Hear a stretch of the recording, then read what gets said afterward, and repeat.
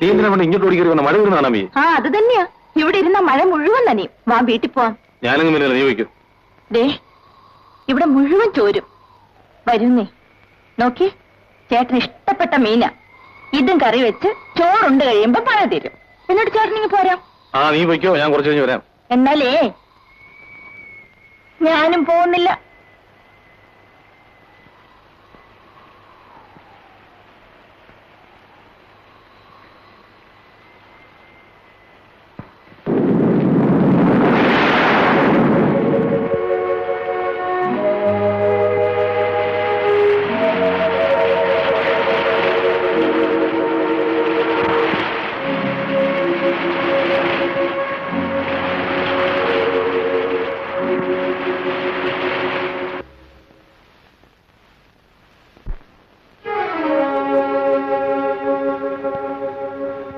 നീ എന്നോട് കൂടുതൽ ഇഷ്ടം കാണിക്കരുത്. അതെന്താ? ചേട്ടന് എന്നെ ഇഷ്ടമല്ലേ? ഏത് പുരുഷനും ഇഷ്ടം തോന്നത്തക്കവണ്ണം സുന്ദരിയാണ് നീ. ആരെയും ആകർഷിക്കുന്ന സ്വഭാവം. നിന്നെ നശിപ്പിക്കരുതെന്ന് വിചാരിച്ചാണ് ഞാൻ ഒഴിഞ്ഞു മാറുന്നത്. എനിക്കിനി ജീവിതത്തിൽ ഒറ്റ ലക്ഷ്യമേ ഉള്ളൂ. ഷാജിയും കുട്ടമ്പുള്ളിയും കൊല്ലണം. കഴുകുമരത്തിൽ എന്റെ ജീവിതം അവസാനിക്കും. ആ മഴ മാറി, നീ വീട്ടിലേക്ക് പോയിക്കൊള്ളൂ. ഞാൻ കുറച്ച് കഴിഞ്ഞ് ഊണേരിക്കാൻ വരാം.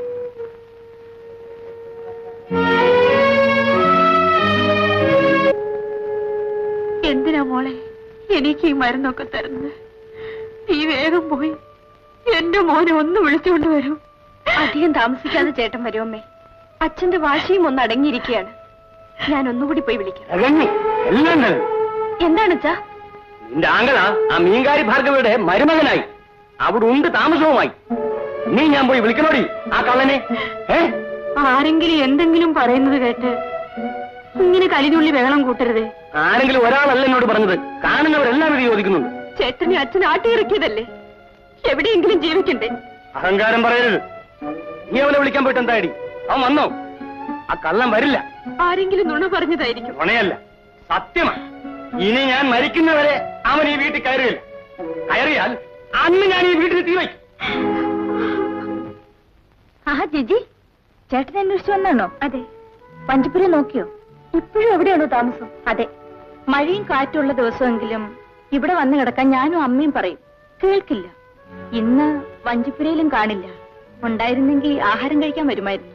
ഇവിടെ നിന്നാണോ ആഹാരം കഴിക്കുന്നത്? അതെ. ചിലപ്പോഴൊക്കെ വരൂ. കുറച്ചു ദിവസം ആഹാരം കൊടുക്കാമോന്ന് എന്റെ അടുത്ത് ഒരു ദിവസം ചോദിച്ചു. കൊടുക്കാമെന്ന് പറഞ്ഞപ്പോ കുറെ രൂപ എടുത്ത് എന്റെ തന്നു. എത്ര രൂപയുണ്ടായിരുന്നു? 100. ഞാൻ ചിലതെല്ലാം കേട്ടു.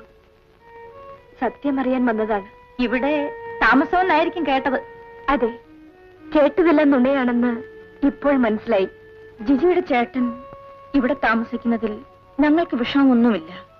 പക്ഷേ ഇവിടെ താമസിക്കില്ല. ജിജി എങ്ങനെയെങ്കിലും ചേട്ടനെ വീട്ടിൽ വിളിച്ചുകൊണ്ട് പോണം. അല്ലെങ്കിൽ പല അപകടങ്ങളും ഉണ്ടാകും. ഷാജി മുതലാളിയെയും കുട്ടമ്പിള്ള എഡിനെയും കൊല്ലണമെന്ന് പറഞ്ഞ് നടക്കുകയാണ്. മുതലാളിയും ജിജിയുടെ ചേട്ടനെ കൊല്ലാൻ പ്ലാനിട്ട് നടക്കുകയാണെന്ന് കമ്പനിയിൽ പലരും പറയുന്നു. ഞാൻ എന്ത് ചെയ്യും റാണി? അച്ഛന്റെയും ചേട്ടന്റെയും ദുർവാശിക്കിടയിൽ ഞാനും അമ്മയും തീ തിരിഞ്ഞ് ജീവിക്കുന്നു. ചേട്ടനെ കാണുമ്പോൾ അമ്മയെ വന്നൊന്നും കാണാൻ പറയണേ.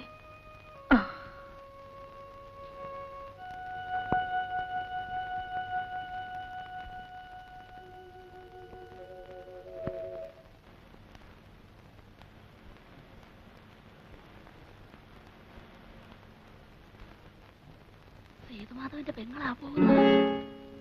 ജിജി, നീ ഇവിടെ നിൽക്ക്. ഞാൻ അതിനോട് അല്പം സംസാരിച്ചിട്ട് വരട്ടെ. എന്നെ അറിയുമോ? ഇല്ല. ഞാൻ ഷാജിയുടെ ഭാര്യയാണ്. ഷാജിയോട് നിങ്ങൾക്കൊക്കെ വെറുപ്പാണെന്ന് എനിക്കറിയാം. പക്ഷേ എന്നെ വെറുക്കരുത്. നിങ്ങളോട് വെറുപ്പുമില്ല, സ്നേഹവുമില്ല. എന്റെ പേരെങ്ങനെ അറിഞ്ഞു? ഞാൻ സേതുവിന്റെ കൂടെയാണ് കോളേജിൽ പഠിച്ചത്. സേതു ജിജിയെ പറ്റി പറഞ്ഞിട്ടുണ്ട്. സേതുവിനെ അറസ്റ്റ് ചെയ്തത് എന്റെ മുമ്പിൽ വെച്ചായിരുന്നു. അന്ന് ഞാൻ വളരെയേറെ വേദനിച്ചു. പരീക്ഷ എഴുതാൻ പോലും കഴിഞ്ഞില്ല. ഷാജിയെ വിവാഹം കഴിച്ചതിന് ശേഷമാണ് സേതുവിനെ മനഃപൂർവ്വം കള്ളക്കേസിൽ കുടുക്കിയതാണെന്ന് ഞാൻ മനസ്സിലാക്കിയത്. വിധിയുടെ ക്രൂരമായ വിനോദമായി പോയി. ഒരു നിമ്മിയെ പറ്റി സേതു പറഞ്ഞിട്ടില്ലേ? ആ, പറഞ്ഞിട്ടുണ്ട്. ഞാനാണ് കുട്ടിയത്. ഷാജിയുടെ ഭാര്യയാണെന്ന് കേട്ടപ്പോ എനിക്ക് വെറുപ്പ് തോന്നി. ഇപ്പോൾ ആ വെറുപ്പില്ല. എവിടേക്കാണ്? അമ്പലത്തിലേക്ക്. എന്റെ വേദനകളെല്ലാം അവിടെ സമർപ്പിക്കുന്ന പതിവുണ്ട്. ഷാജിയുടെ ഭാര്യ എന്തിനാണ് വേദനിക്കുന്നതെന്ന് വിചാരമുണ്ടോ? ഇല്ല, ഷാജി അറിയാവുന്നതുകൊണ്ട്. ആ, ഞാനൊരു പ്രത്യേക കാര്യം പറയാനാണ് ജിജിയെ വിളിച്ചത്. കണ്ടത് ഭാഗ്യമായി.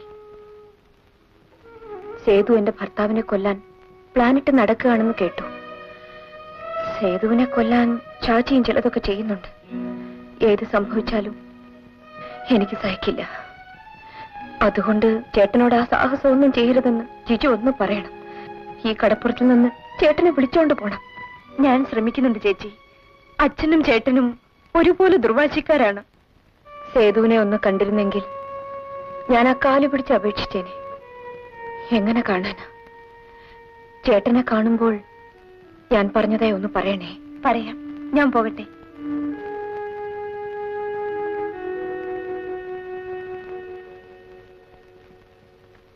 വാ പോവാം.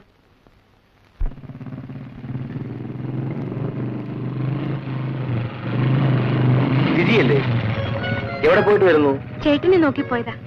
കണ്ടില്ലേ?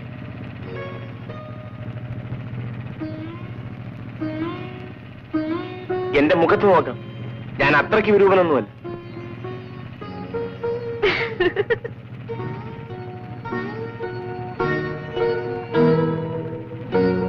ജിജിയെ ഞാൻ കൊണ്ടുവിടട്ടെ? അയ്യോ വേണ്ട, എല്ലാവരും കാണും. അപ്പോ എല്ലാവരും കാണുന്നതിലേ ഉള്ളൂ പ്രയാസം അല്ലേ? സാരമില്ല, എല്ലാവരും കാണും. കയറൂ. എന്നാ ഞാൻ പോകും.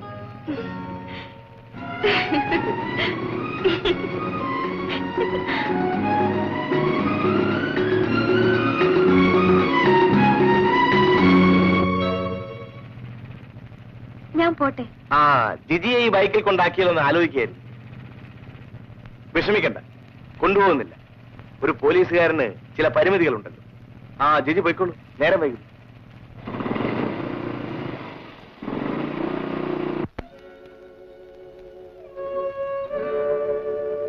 നീ ആരെയാ മോളെ നോക്കുന്നത്? ചേട്ടനെ കണ്ടില്ലല്ലോ അമ്മേ. ഇന്നലെ വൈകിട്ടും ആഹാരം കഴിക്കാൻ വന്നില്ല. ഇന്ന് രാവിലെയും വന്നില്ല. നീ ആ വഞ്ചിപ്പേരെ പോയി ഒന്ന് നോക്ക്. ചെല്ലേ.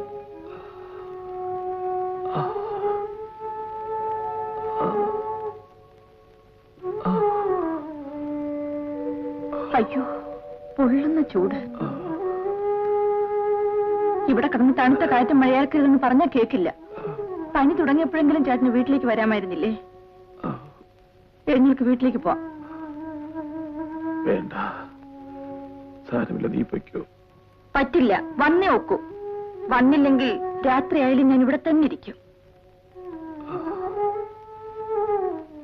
ഇങ്ങനെ ദുർവാശി പിടിക്കാതെ ഏട്ടാ, ഒന്നെണീക്ക്. വാ.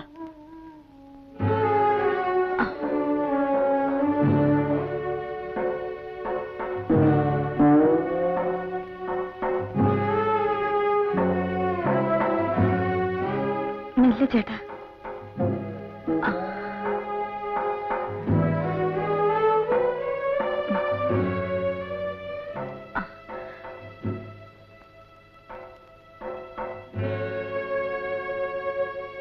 മോളെ കമ്പൗണ്ടറെ വീട്ടിൽ ചെന്ന് വിവരം പറഞ്ഞ് മരുന്ന് മേടിച്ചുകൊണ്ടുവാ. ഞാൻ അപ്പോഴത്തേക്കും കുരുമുളകും തുളസിയിലെ ഇട്ട് കാപ്പി തിളപ്പിക്കാം. വേഗം ചെല്ലേ.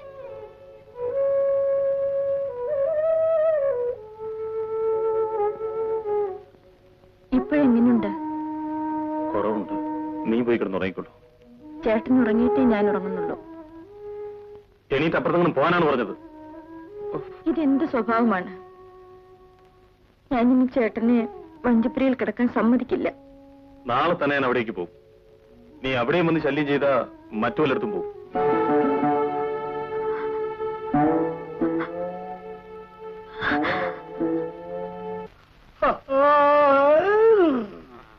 നാരായണ, നേരം വെളുത്തിട്ട് ഒരു ചായ പോലും കുടിച്ചില്ലല്ലോ. കാശ് കൊടുത്ത് കുടിക്കണം. പുതിയ SIന്റെ ഭരണം തുടങ്ങിയതിന് ശേഷം നമ്മളൊരു ഈച്ചക്ക് പോലും പേടിയില്ലാതായി. അല്ല, ഇക്കണക്കിന് അങ്ങോട്ട് പോവുകയാണെങ്കിൽ പോലീസ് സ്റ്റേഷനിലുള്ള ബോർഡ് മാറ്റിയിട്ട് ഗാന്ധിയാശ്രമം എന്ന് എഴുതി വെക്കേണ്ടി വരും. ആ, ഗാന്ധിയുടെ പുതിയ പടവും വന്നിട്ടുണ്ടല്ലോ. ചേടാ, പോസ്റ്റ് ഓഫീസിൽ കത്തിടാൻ പോകുന്ന പോലെയല്ലേ ജനങ്ങൾ പെറ്റീഷനായിട്ട് വരുന്നത്? അതാണ് പഴയ SIയും പുതിയ SIയും തമ്മിലുള്ള വ്യത്യാസം. ഒന്ന് പോടാ.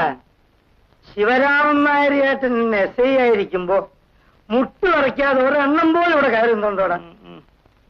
പലരും ഇവിടെ മൂത്രം ഒഴിച്ചിട്ടുണ്ട്, അറിയോ? ഉൾപ്പെടെ. കാര്യം പറയുമ്പം ഒരുമാതിരി തമാശ പറഞ്ഞ് കിണിക്കരുത് കേട്ടോ. ആ,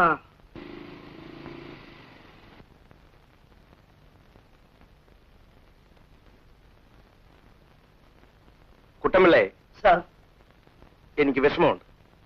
എന്ത് ചെയ്യാൻ? കുട്ടമ്പിള്ളിക്ക് സസ്പെൻഷൻ ഓർഡർ വന്നിട്ടുണ്ട്.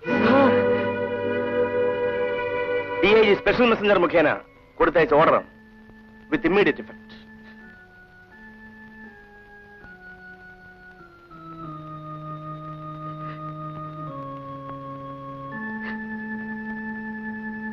നാരായണ, ഈ നിലയിൽ എന്നെ പിരിച്ചുവിട്ട ഞാൻ എന്ത് ചെയ്യും?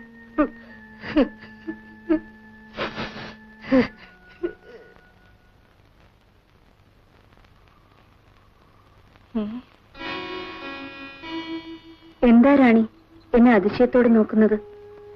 കൊച്ചുമുതലാളിയുടെ ഭാര്യ ഞങ്ങളുടെ പുര വരുമെന്ന് വിചാരിച്ചിരുന്നല്ല.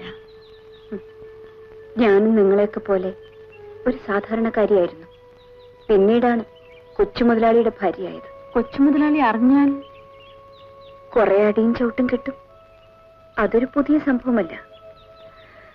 ഇങ്ങോട്ട് വന്നത് സേതു ഞാനും ഒരുമിച്ച് പഠിച്ചതാണ്. സേതു ഇവിടെ വരാറുണ്ടെന്ന് കേട്ടു. എനിക്കൊന്ന് കണ്ടാ കൊള്ളാമെന്നുണ്ട്. ഇപ്പോഴിവിടെ ഉണ്ട്. ഭയങ്കര പനിയായിരുന്നു. ഞാൻ ആ വഞ്ചിപ്പുരയിൽ നിന്നും നിർബന്ധിച്ച് വിളിച്ചിവിടെ കൊണ്ടുവന്ന് കിടത്തി. സേതുവിനെ ഇനി ആ വഞ്ചിപ്പുരയിലേക്ക് വിടരുത്. ഒറ്റയ്ക്ക് തുറന്ന സ്ഥലത്ത് കിടക്കാൻ ഇടവരരുത്. നല്ല കാര്യം. രാവിലെ പോകാൻ തുടങ്ങിയതാ. ആഹാരം കഴിച്ചിട്ടേ പോകാവൂ എന്ന് നിർബന്ധിച്ചതുകൊണ്ട് അത്രയും സംഭവിച്ചു. വാശിക്കാരനാ. എത്ര പറഞ്ഞാലും അനുസരിക്കില്ല. എനിക്കൊന്ന് കാണണമെന്ന് പറയും. പറയണ്ട, അകത്തോട്ട് ചെന്നാട്ടെ.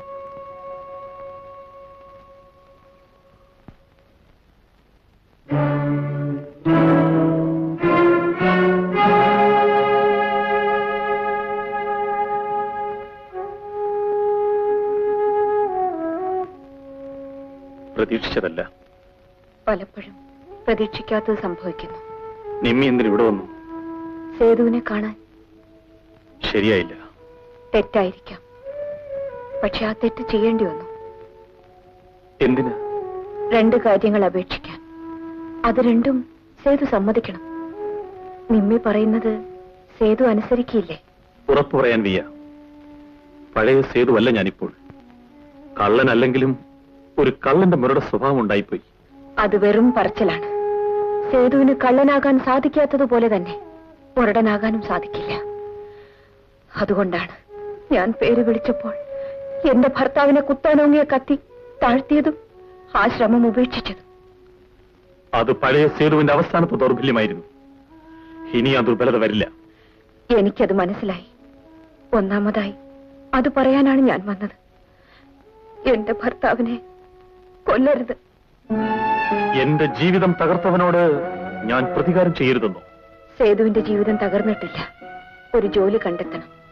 സ്നേഹിക്കുന്ന പെൺകുട്ടിയെ വിവാഹം കഴിച്ച് സുഖമായി ജീവിക്കണം. സുഖജീവിതം. നിമ്മിക്ക് പറയാനുള്ള രണ്ടാമത്തെ കാര്യം എന്താണ്? ആ വഞ്ചിപ്പുറയിലെ താമസം മാറ്റണം. എന്നെ എന്റെ വീട്ടിൽ നിന്നും അടിച്ചിറക്കിയിരിക്കുകയാണ്. സേതുവിന് ഈ വീട്ടിൽ കഴിയാമല്ലോ.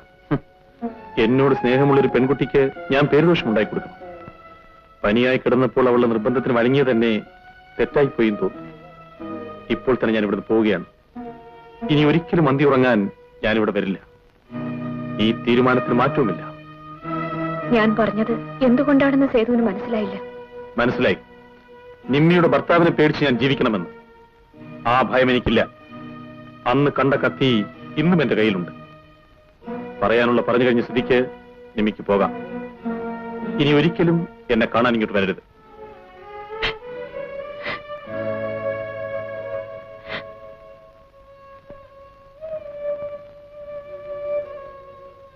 നിമ്മി, എന്നെ കൂടുതൽ വേദനിപ്പിക്കരുത്.